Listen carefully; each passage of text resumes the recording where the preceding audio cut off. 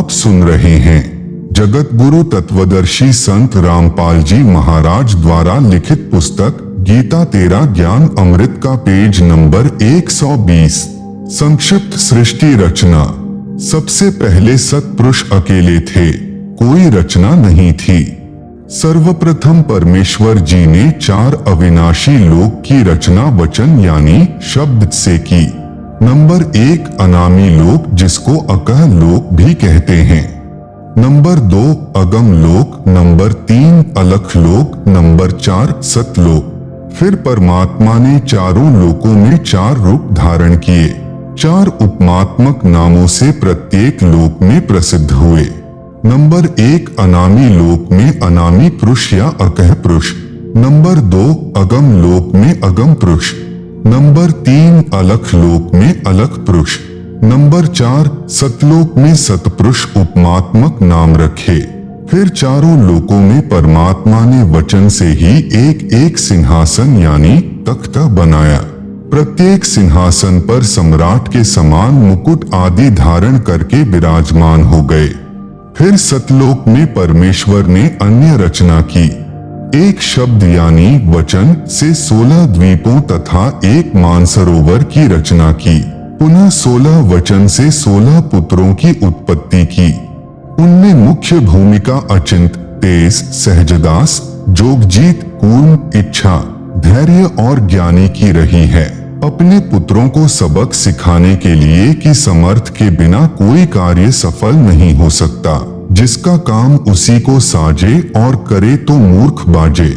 सतपुरुष ने अपने पुत्र अचिंत से कहा कि आप अन्य रचना सतलोक में करें। मैंने कुछ शक्ति तेरे को प्रदान कर दी है। अचिंत ने अपने वचन से अक्षर पुरुष की उत्पत्ति की। अक्षर पुरुष युवा उत्पन्न हुआ। मानसरोवर में स्नान करने गया, उसी जल पर तैरने लगा।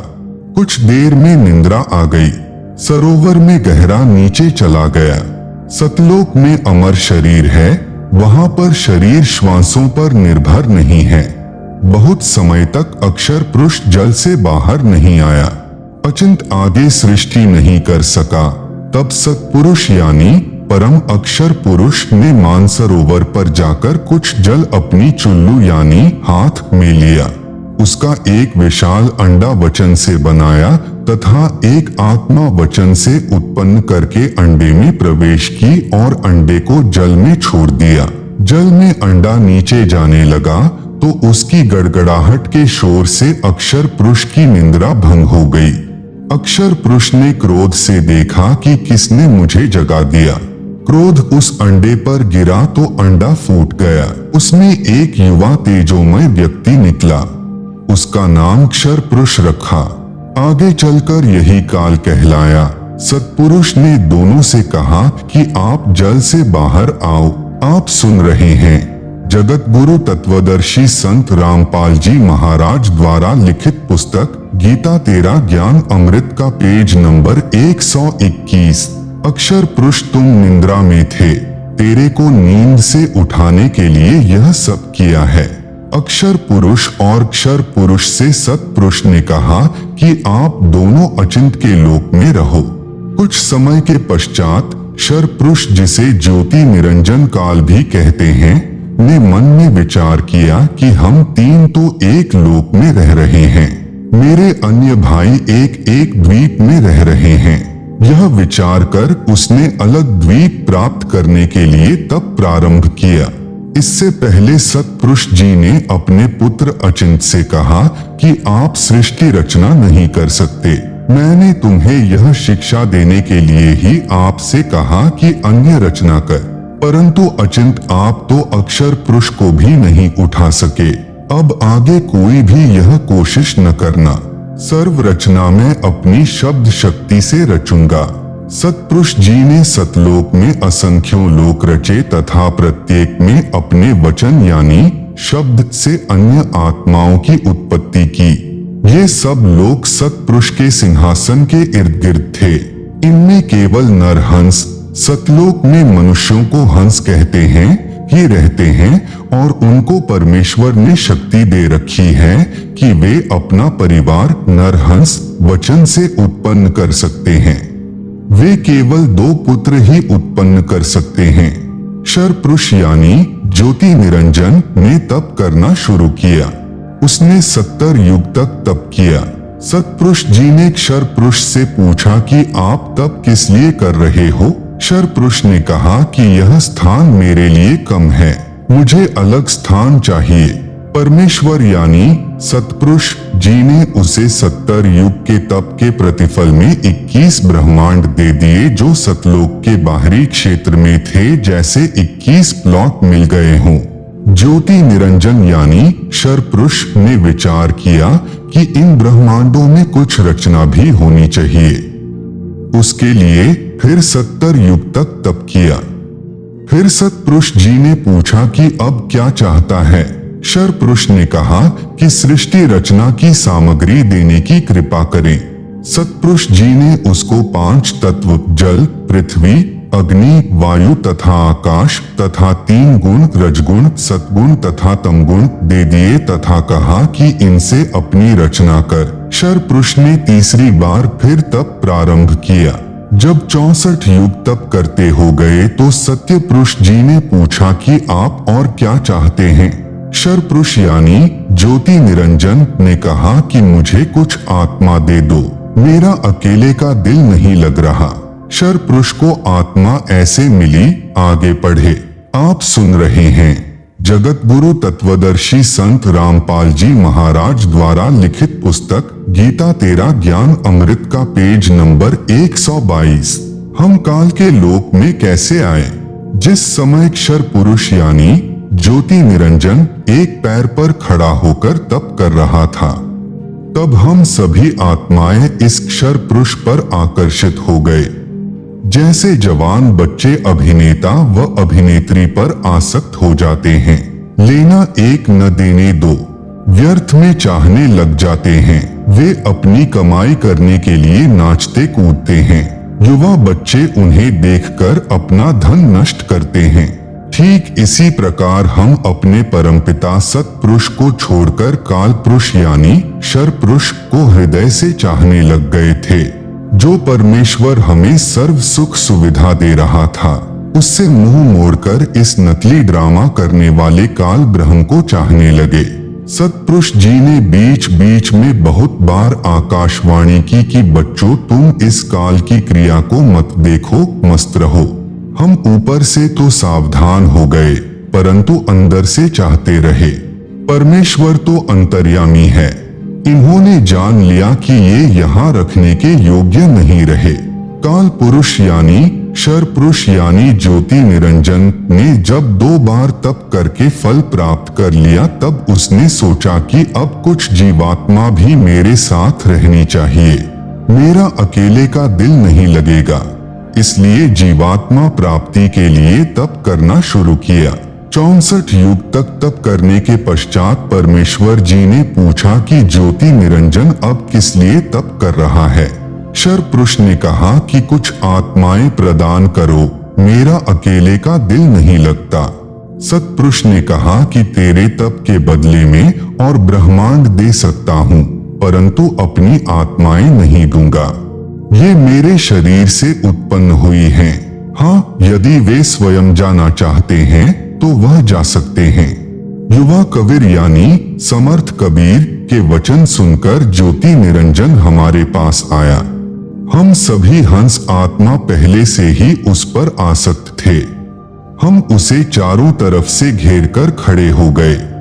ज्योति निरंजन ने कहा कि मैंने पिताजी से अलग 21 ब्रह्मांड प्राप्त किए हैं। वहां नाना प्रकार के रमणीय स्थल बनाए हैं। क्या आप मेरे साथ चलोगे? हम सभी हंसों ने, जो आज 21 ब्रह्मांडों में परेशान हैं, कहा कि हम तैयार हैं। यदि पिताजी आज्ञा दें, तब क्षर पुरुष यानी काल पूर्ण ब्रह्म महान कबीर यानी समर्थ कबीर प्रभु के पास गया तथा सर्व वार्ता कही। तब कबीरग्नि यानी कबीर परमेश्वर ने कहा कि मेरे सामने स्वीकृति देने वाले को आज्ञा दूंगा। क्षर पुरुष तथा परम अक्षर पुरुष यानी कबीर मितौजा दोनों हम सभी हंसात्माओं के पास आए। सत कबीर देव ने कहा कि जो हंसात्मा ब्रह्म के साथ जाना चाहता है, हाथ ऊपर करके स्वीकृति दे। अपने पिता के सामने किसी की हिम्मत नहीं हुई, किसी ने स्वीकृति नहीं दी। बहुत समय तक सन्नाटा छाया रहा। तत्पश्चात एक हंस आत्मा ने साहस किया तथा कहा कि पिताजी मैं जाना चाहता हूँ। फिर तो उसकी देखा देखी जो आज काल यानी ब्रह्म के 21 ब्रह्मांडों में फंसी हैं, हम सभी आत्माओं ने स्वीकृति दे दी। आप सुन रहे हैं जगत गुरु तत्वदर्शी संत रामपाल जी महाराज द्वारा लिखित पुस्तक गीता तेरा ज्ञान अमृत का पेज नंबर 123। परमेश्वर कबीर जी ने ज्योति निरंजन से कहा कि आप अपने स्थान पर जाओ। जिन्होंने तेरे साथ जाने की स्वीकृति दी है, मैं उन सर्वहंस आत्माओं को आपके पास भेज दूंगा। ज्योति निरंजन अपने 21 ब्रह्मांडों में चला गया। उस समय तक यह 21 ब्रह्मांड सतलोक में ही थे। तत्पश्चात पूर्ण ब्रह्म ने सर्वप्रथम स्वीकृति देने वाले हंस को लड़की का रूप दिया, परंतु स्त्री इंद्री नहीं रची तथा सर्व आत्माओं को जिन्होंने ज्योति निरंजन यानी ब्रह्म के साथ जाने की सहमति दी थी, उस लड़की के शरीर में प्रवेश कर दिया तथा उसका नाम आश्रा यानी आदि माया प्रकृति देवी दुर्गा पड़ा तथा सत्यपुरुष ने कहा कि पुत्री मैंने तेरे को शब्द शक्ति प्रदान कर दी है। जितने जीव ब्रह्म कहे आप उत्पन्न कर देना। पूर्ण ब्रह्म कबीर देव यानी कबीर साहेब ने अपने पुत्र सहज दास के द्वारा प्रकृति को क्षर पुरुष के पास भिजवा दिया। सहज दास जी ने ज्योति निरंजन को बताया कि पिताजी ने इस बहन के शरीर में उन सब आत्माओं को प्रवेश कर दिया है जिन्होंने आपके साथ जाने की सहमति व्यक्त की थी। इसको वचन शक्ति प्रदान की है। आप जितने जीव चाहोगे प्रकृति अपने शब्द से उत्पन्न कर देगी। यह कहकर सहजदास वापस अपने द्वीप में आ गया। युवा होने के कारण लड़की का रंग रूप निखरा हुआ था। ब्रह्म के अंदर विषय वासना उत्पन्न हो गई तथा प्रकृति देवी के साथ अभद्र गतिविधि प्रारंभ की। तब दुर्गा ने कहा कि ज्योति निरंजन मेरे पास पिताजी की प्रदान की हुई शब्द शक्ति है। आप जितने प्राणी कहोगे मैं वचन से उत्पन्न कर दूंगी। आप मैथुन परंपरा शुरू मत करो। आप भी उसी पिता के शब्द से अंडे से उत्पन्न हुए हो तथा मैं भी उसी परमपिता के वचन से ही बाद में उत्पन्न हुई हूँ। आप मेरे बड़े भाई हो। बहन भाई का यह योग महापाप का कारण बनेगा। परंतु ज्योति निरंजन ने प्रकृति देवी की एक भी प्रार्थना नहीं सुनी तथा अपनी शब्द शक्ति द्वारा नाखूनों से स्त्री इंद्री यानी भग प्रकृति को लगा दी तथा बलात्कार करने की ठानी। उसी समय दुर्गा ने अपनी इज्जत रक्षा के लिए कोई और चारा न देखकर सूक्ष्म रूप बनाया तथा ज्योति निरंजन के खुले मुख के द्वारा पेट में प्रवेश करके पूर्ण ब्रह्म कबीर देव से अपनी रक्षा के लिए याचना की। उसी समय कबीर देव यानी कबीर देव अपने पुत्र योग संतायन अर्थात जोगजीत का रूप बनाकर वहां प्रकट हुए तथा कन्या को ब्रह्म के उदर से बाहर निकाला तथा कहा ज्योति निरंजन आज से तेरा नाम काल होगा।